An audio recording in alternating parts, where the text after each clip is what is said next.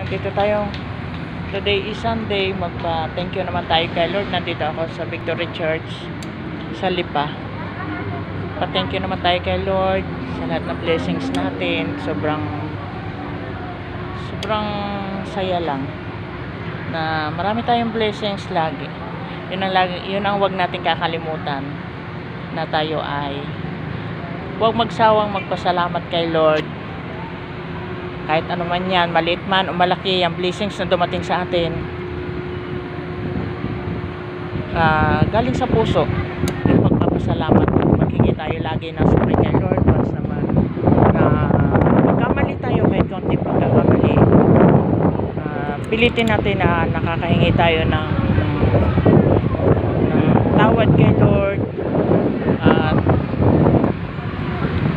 magpasalamat. Yun lagi ang ating gagawin sa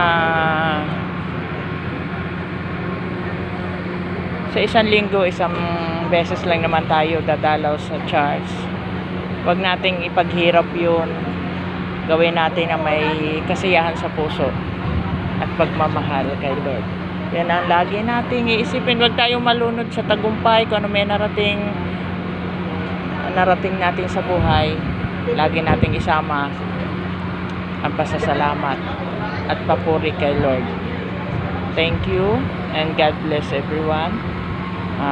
Good health sa bawat isa at patuloy lang na maging mabuting tao at mas piliin nating maging masaya kaysa tayo ay magtanim ng galit sa kapwa.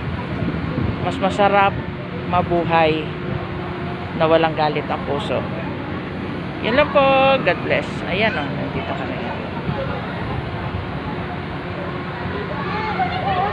Love you.